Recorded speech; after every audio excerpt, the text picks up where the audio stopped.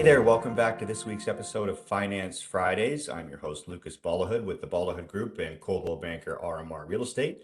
I'm joined by my esteemed host or co-host and colleague here with RBC, Alexandra Job. Alex, what's going on in your world today?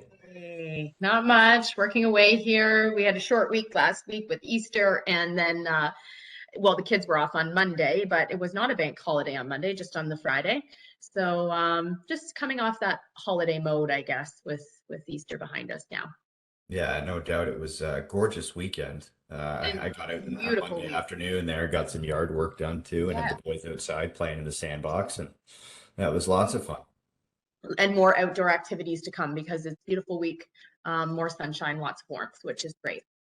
Well, I'm not hitting the golf course, but I've been hearing a lot of courses are starting to open. Yeah. Some are carts, some don't. My brother Pat was out on Monday afternoon. I don't remember where he went, off the cuff here, but courses are back open again. People are getting the itch, so Yeah, feels good. summer is coming. Spring is here. It's great. Mm-hmm.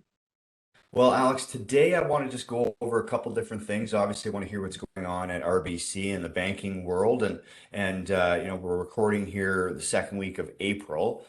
So we did see the March stats come out for the from the Durham Association of Realtors as well. So we can touch a little bit on a housing market update and a couple other little things that are sort of going on in the real estate world. But what do you want to touch on? What's going on at the bank first?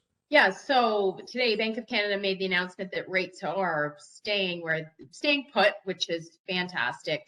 We will not see any fluctuation with prime today. Wonderful news there. But that was highly anticipated, so not really a surprise, right? We've been So talking about that for a few months. yeah, so we're not going to do a deep dive into a rate discussion today, but I did want to touch on some cottage property information. Do you want to get into that now, or do you want to do the review of your March? Well, I think we definitely should talk cottages. I mean, it's that's the thing, right? Like it's that time of year, the main long weekend's going to be here before you Before we know it, know and it. people are going to be people who are in that space are going to be opening their cottages and want to get up on the water and do that kind of stuff. I know I saw some pictures of the ice coming out at my parents' place, so It's it's almost time. obviously it's almost here, right? So I think it's a perfect time to touch on it, Yeah, and I don't honestly. think Yeah, we for have sure. ever really talked about the financing options. And of course, it is very, very specific to the property details.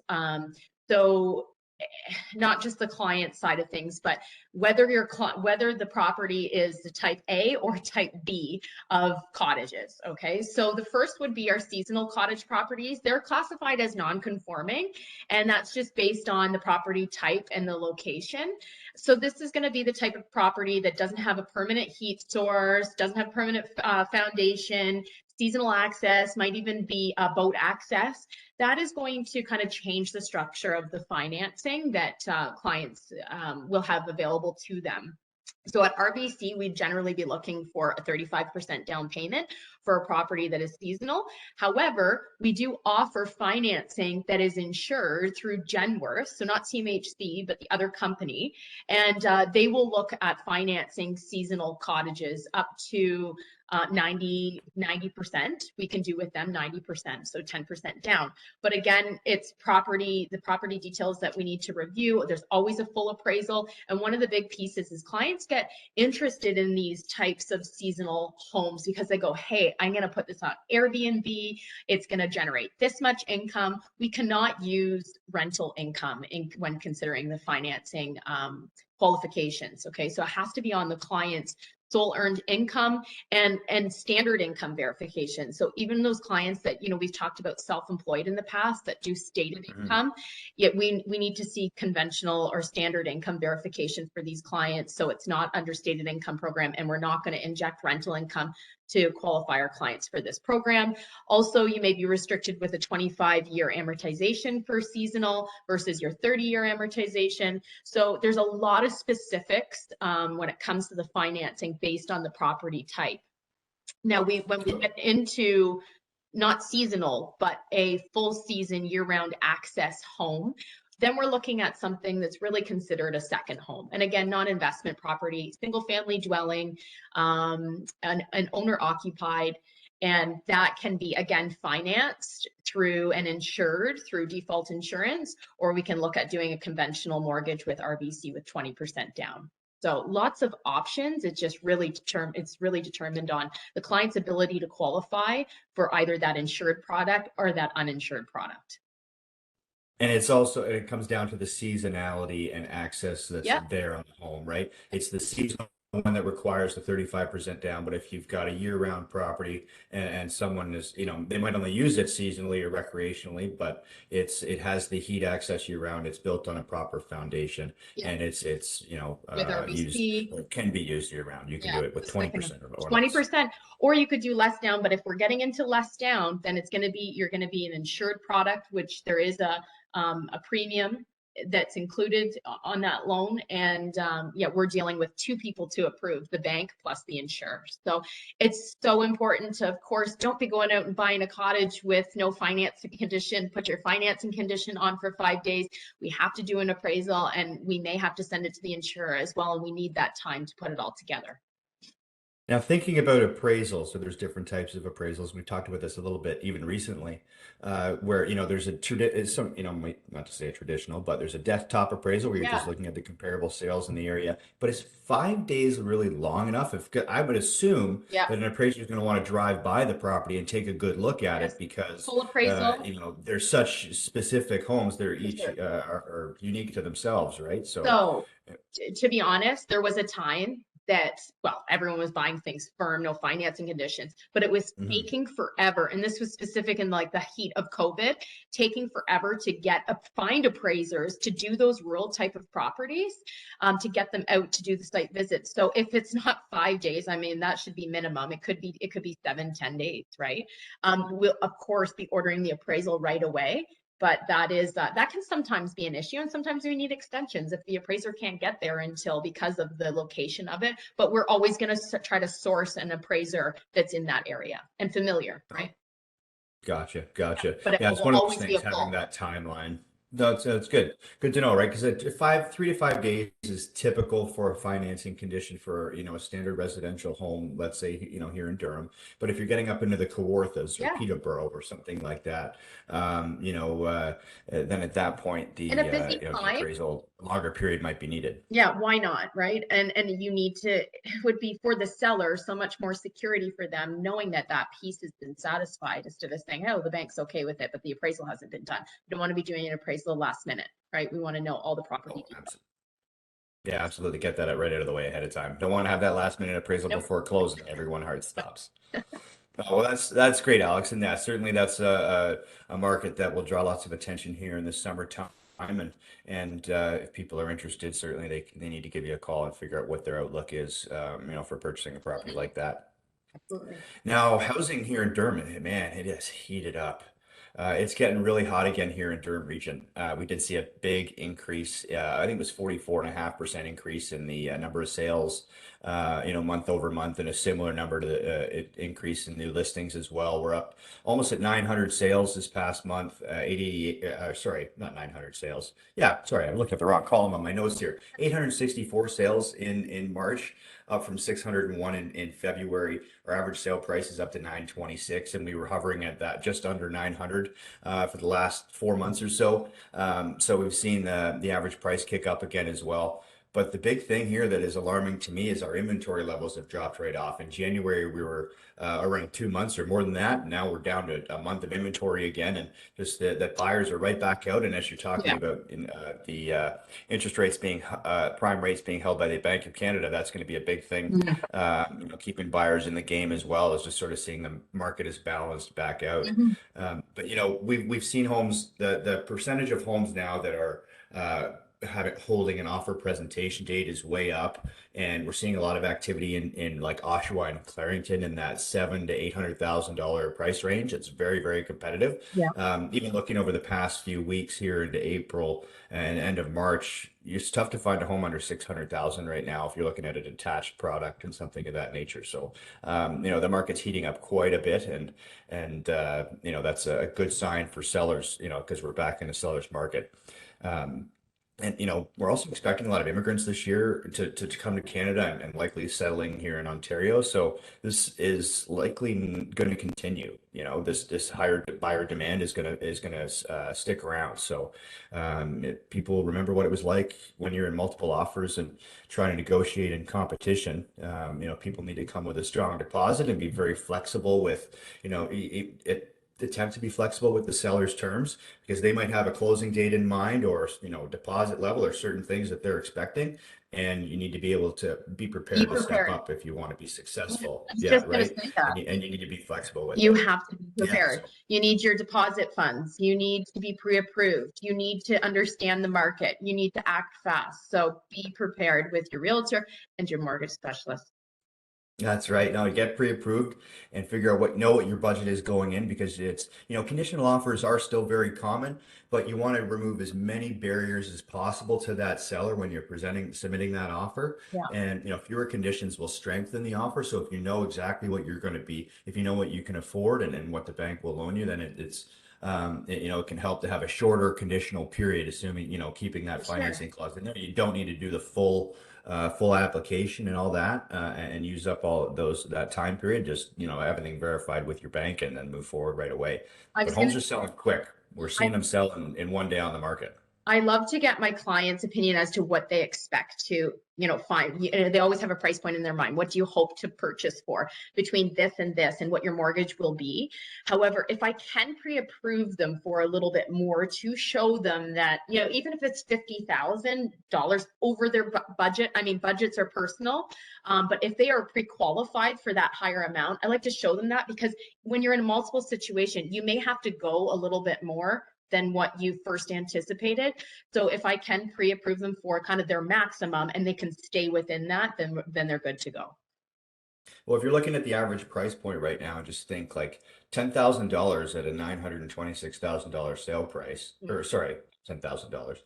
But 1% of that $926,000 sale price is $9,200, right? At $9,300.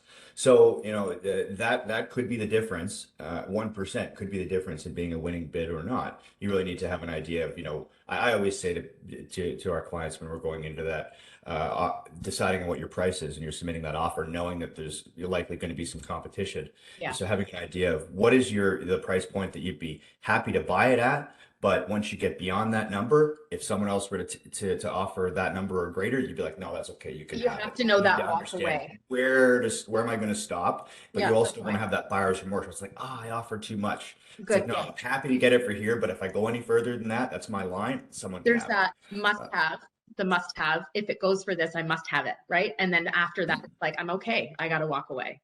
Yeah. So, we're seeing a lot of that competition, and people, if you're buying right now, need to be prepared for that. But it's the market's really picked up a lot, and it's back in that seller's grind. So, if you're selling right now, heck, it's a great time because there's very limited inventory out there for people to pick from, and the homes that have been sitting on the market for a little while, 30, 45 days, because our average right now is about 2 weeks. Hmm. That those homes are starting to get scooped up. So, sellers are starting to realize that if they're overpriced, they're going to sit. But at the same time, people are looking, and if they do sit on it for a little while, they can get closer to what they were expecting initially. So it's going to be an interesting start to the summer, and as because we're full swing here in the spring. Yes. Yeah. Now, I want to touch on a little bit here is just a new bit of legislation that has been brought forward recently in the province of Ontario. It's called Bill 97. Okay. And it's only a proposal stage right now, but it's called the Helping Home Buyer and Protecting Tenants Act. There's a couple of different objectives through this new legislation. One of them is around increasing accountability amongst landlords and protecting tenants a little bit more. There's proposals in here around increasing fines and things like that. Also, Oh, tighter rules around evictions and things like that for okay. non-payment of rent or what have you if they're in breach of contract. But also, processing these, I'll use the word grievances or these complaints with the landlord tenant boards faster as well. So the government's going to try and increase, I'm sure, people that can, lead these disputes and hear them and make decisions on them, Hmm. and helping move those things along faster. They've also put in some proposals around increasing the construction or the new construction of potentially rental properties, so multi-res type buildings as well. So trying to increase construction on that, which might involve rezoning certain areas and processing applications faster too. That looks back on Bill 23. It was around building more homes faster. But so this is sort of an extension of that, taking things a step further and trying to increase the housing supply that's out there. There's proposals including around the mix of housing in certain areas, as I said, kind of changing the zoning of what's permitted in certain spots, trying to build homes closer to transit so it makes it easier for people to get around as well. I'm seeing an interesting one that I picked up here was a proposal around increasing sort of home or property density on for a multi-generational or multi-generational family farming community Oh, kind of thing. So, if a farm has been in a family for several generations, mhm. that they're actually what they propose is that you can build up to three separate detached residential dwellings on the single farm, Right. so that so the families of multiple Nice. generations can Can be continue living passed on the down and you can property. live there. Right. Yeah, so there's just some interesting things around that and trying to help support that sector of our communities, um, and as well as expanding the already existing residential areas that are here. And then the last thing I thought was interesting here, sort of near the end of the summary that was provided to us, is a cooling off period amongst new home builders. So buyers going and buying a home from a builder, Mhm. there'll be a cooling off period that they have to both notify you of and make sure that you're aware. And a cooling off period being, once you've purchased a property and you'll have a certain amount of time the buyer will have a certain amount of time to walk away and cancel the agreement. Wow. So that's They've for new they've construction, new build. For new builds, yeah, the pre-construction type homes. And there's something similar was introduced in British Columbia. I can't remember exactly when, but it was in the last couple of years. And I believe it's still in place right now. So, I think we've seen the last 5 or 6 years, they'll trial a certain practice in BC and end up it comes over to Ontario shortly thereafter. They've sort of trialed it. We saw that with the foreign buyers tax and things like, or foreign buyer ban and vacant home taxes and those kind of things. They started in BC and Vancouver. They ended up in Toronto and Ontario here. So I don't similar think that things can like be, that. I don't think that could be a bad thing because there was some builders that were doing kind of conditional offers. You have X amount of days, 10 days for your financing and get it reviewed by a lawyer. And then there was other builders coming in and saying, no, we only accept firm offers. And I mean, that's a lot of pressure. These are big purchases. So if the Big cooling off, purchases. yeah, period And a applies. lot on the line, right? Yep. And I think some of that too is accountability among builders as well. Mhm. Situations are where, homes are delayed in being completed. There's problems that are going on with the home in terms of getting occupancy of the property, and people are in tough situations where the home, they've got to requalify for their mortgage now because their rate has expired that they originally Honestly, committed to from their lender. So then, they're in a tough spot because the builder didn't meet their deadlines that they promised. It's we could speak to great length on these topics, but we would probably have to get into this again in yeah, another every episode here, but almost all my builder clients were delayed in the last 2 years. So it's been a tough go for them, just like, waiting. And then there was a clause that said unavoidable delay clauses through COVID stuff. So a lot of impact there, but that'll be for another day. yeah, and you know what, that could just be an anomaly in a way of what we experienced in 3 years there and supply chain problems and all those kind of things. But yes, you are right. That's one where we need a whole other Can of conversation worms. to go through that. But yeah, so that's a lot of what's going on in our world right now in real estate world. For those watching today, the Bank of Canada holding rates is a great thing. The housing market has picked up again, and those who were concerned as homeowners, wanting to make a move, if they were going to be able to make that happen, well, there's going to be people looking to buy your home, and obviously the cottage spring market and summer market here for those kind of recreational properties is going to be picking up too. So I'm sure you're going to be busy with those kind of applications here, Alex. Yep. Yeah. Well, I think that's all we got to cover today. I'm out of breath. How are you feeling? Yeah, you are talking a mile a minute. We covered a lot today. I think that's the thing here. I'm on coffee number two. This could be, yeah, that's coffee number three, actually. But yeah, it's a bit of a busy day here, so we're going to get this one rolling. Folks, thanks so much for watching today. You'll find mine and Alexandra's contact information at the end of this video here. Feel free to like and subscribe and all those good things, and we'll be with you again soon. So thanks so much for watching today. Thanks, Luke. Have a Bye-bye. great day, everybody. Bye for now.